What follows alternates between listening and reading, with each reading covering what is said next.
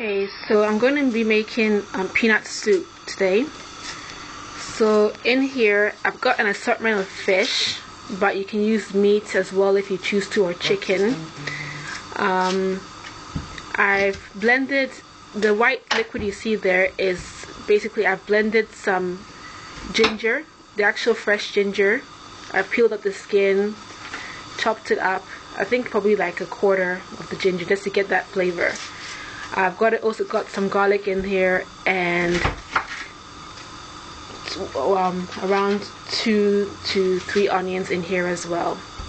So I blended it, and we're just going to let this coat the fish for a bit just to get the flavors in the fish or the meat. Okay, so I've also got a whole onion in there as well, which I'm going to blend later on. These red things you see here are actually peppers.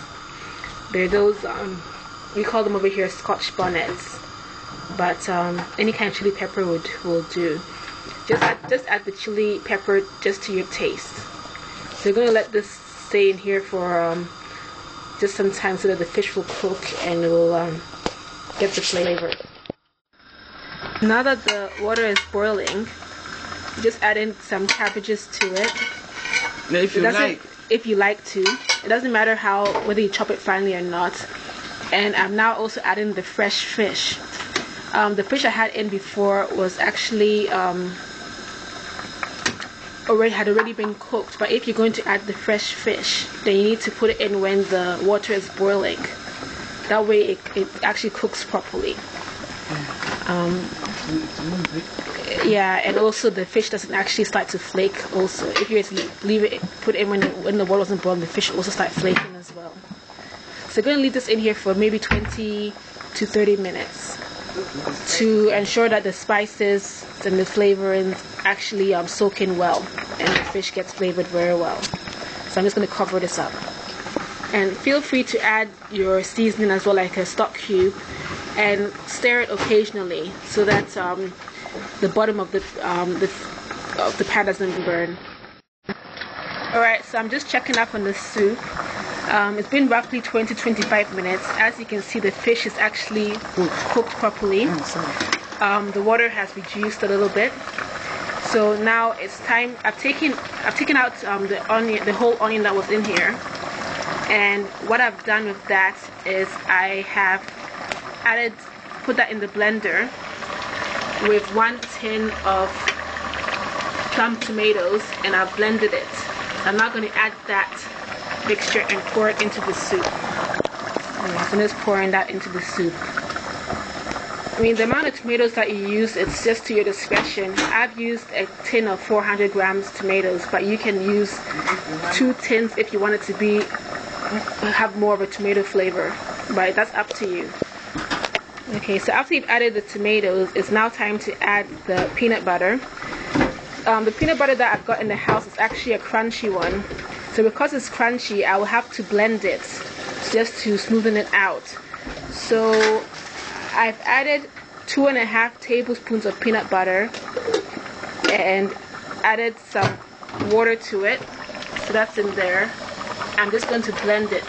The amount of water I've used, it's just up to you, but I've got roughly 700 mils of water.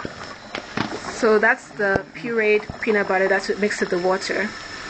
I'm just adding that to the soup. If you wanted to use the smooth peanut butter, that one too, because you'd want to mix it in with the water, you still need to blend it.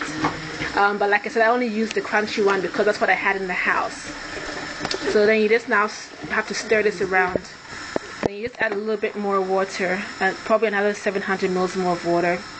It depends how you want but it. This depends on how thick you want the soup. The amount of water you add just depends on the volume of the soup that you want to make, and number of people that you're feeding. So that's why I've added more water to it. So I just added a tablespoon of tomato puree, or some people call it tomato paste. The reason why I'm adding that's optional, but the reason why I'm adding it is so that the soup will have a little bit of a darker color, nice color, so that the soup, instead of looking so creamy and white, it will be more of a browny red color. But that's up to you if you want to add the tomato puree, tomato paste. The soup can look nice.